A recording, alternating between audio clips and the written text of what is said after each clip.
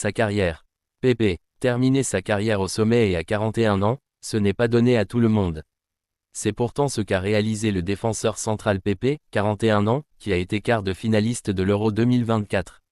Laissé libre par le FC Porto, l'ancien du Real Madrid et de Beşiktaş n'a pas voulu redémarrer une nouvelle saison et a arrêté sa carrière, vainqueur des Ligues des Champions 2014, 2016 et 2017, Pepe a aussi remporté 3 fois la Liga et 4 fois le championnat du Portugal. Avec la sélection portugaise, il compte 141 caps pour 8 buts et a su remporter l'Euro 2016 et la Ligue des Nations en 2019. FC Barcelone, Joao Félix a signé un contrat digne de CR7.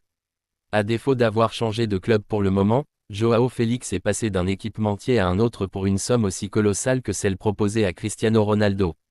L'avenir de Joao Félix sur les terrains est toujours aussi flou.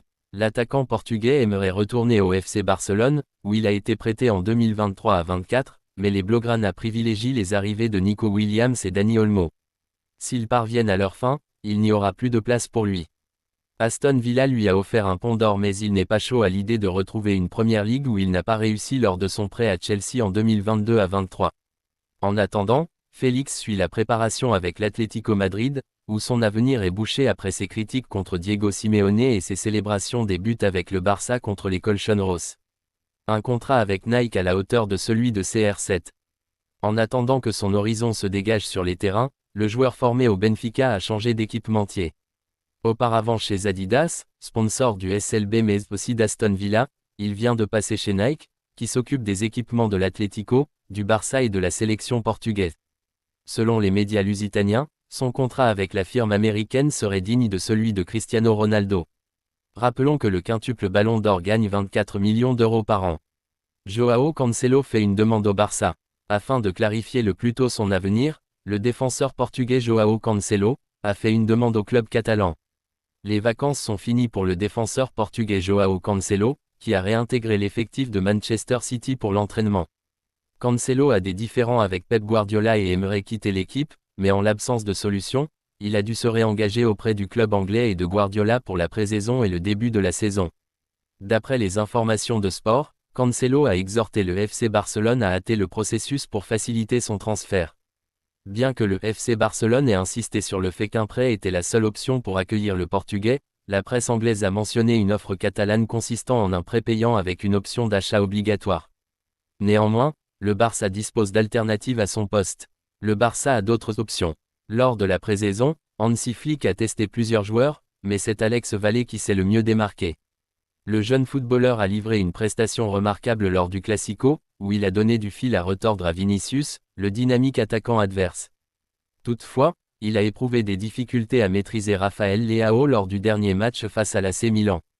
Le verdict final dépendra des finances du club et également de Flick, qui a indiqué récemment qu'il n'avait plus besoin de milieu de terrain. Le FC Barcelone lance de folles accusations pour Nico Williams.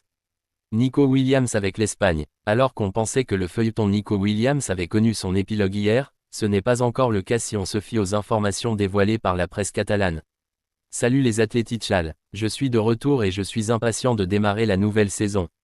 Allez l'Athletic, a déclaré hier Nico Williams lors d'une vidéo publiée sur le compte X de l'Athletic Bilbao. Courtisé ardemment par le Paris Saint-Germain et le FC Barcelone, l'international espagnol a scellé son sort et son mercato en personne. Dans la foulée, Marca a dévoilé les raisons qui ont poussé le joueur de 22 ans à poursuivre l'aventure au sein de son club de cœur. Ainsi, la publication ibérique a précisé que Nico Williams a jugé que c'était le meilleur choix pour sa progression sportive. De plus, il estime qu'il sera bien rémunéré à Bilbao, un club qui lui offrait certes moins d'argent que Paris, mais où il se sent bien entouré de ses proches. Enfin, son agent n'a pas essayé de le convaincre de s'en aller à tout prix et lui a donc laissé le choix. Pour toutes ces raisons, la balance a logiquement penché en faveur du choix du cœur. Le Barça ne croit pas aux déclarations de Nico Williams. Sauf que tout cela ne serait qu'une mascarade selon eSport 3. Le média catalan révèle que le FC Barcelone a été très surpris, voire choqué, par la vidéo publiée hier. Les dirigeants blaugrana estiment que le joueur de 22 ans a été forcé à tourner cette vidéo. eSport 3 évoque des pressions notamment d'Ernesto Valverde, ainsi que de la famille du joueur, notamment son frère Iñaki Williams, qui ne veut toujours pas se séparer de lui. On lui a rappelé qu'il a la possibilité de jouer la Ligue Europa et de se qualifier pour la finale de la compétition, qui se jouera à San Mamés. Les culés sont ainsi persuadés que la signature Nico Williams est encore possible cet été. C'est ce qu'a affirmé une source au sein du secrétariat technique du FCB aux médias catalans. Les dirigeants savent que le joueur veut évoluer aux côtés de Lamine Yamal et surtout qu'il veut défendre les couleurs du Barça. Les culés s'accrochent donc à cela et vont tout faire jusqu'à la fin du mercato. Pour eux, cette vidéo n'était qu'une simple mise en scène. La suite au prochain épisode donc. La grosse offre de Manchester United pour Frenkie de Jong. Manchester United et Frenkie de Jong, c'est une histoire d'amour qui ne finit jamais. Depuis qu'Eric Ten Hag a pris les rênes d'Old Trafford, il y a eu des liens entre les deux, et une fois de plus United a contacté Barcelone au sujet du milieu de terrain néerlandais. Beaucoup pensaient que toute chance que Barcelone avait de vendre de Jong était vouée à l'échec après que sa blessure à la cheville se soit avérée plus grave que prévu. Le joueur de 27 ans ferait partie des plans de Hansi Flick, mais Manchester World affirme que Manchester United a fait une approche provisoire pour de Jong, en appelant pour voir s'il serait disponible. Un montant approximatif de 35 à 47 millions d'euros est évoqué. L'article continue ci-dessous. Même si Flick souhaite conserver de Jong, les finances pourraient prendre le dessus pour Barcelone. Selon certains rapports, y compris les paiements de salaires différés, de Jong est le joueur le mieux payé de la Liga, avec un salaire brut de plus de 30 millions d'euros par an. Il a également montré peu d'intérêt pour le renouvellement de son contrat, jusqu'en 2026, et s'ils ne parviennent pas à s'entendre sur un nouveau, il serait logique pour Barcelone de vendre maintenant. Tout cela reste superflu si United et Ten Hag ne parviennent pas à convaincre de Jong de faire le transfert. Barcelone a déjà été disposé à vendre, mais n'a pas eu son feu vert. Le Bayern change d'avis pour Alphonso Davies. Le feuilleton Alphonso Davies n'est pas encore terminé à en croire les dernières informations qui proviennent d'Allemagne. À l'heure où tous les joueurs internationaux reprennent le chemin de l'entraînement, que ce soit au Real Madrid ou ailleurs, le mercato continue d'alimenter les discussions et les papiers dans la presse. On pensait le feuilleton Davies terminé pour cet été mais il pourrait finalement vite prendre un nouveau tournant.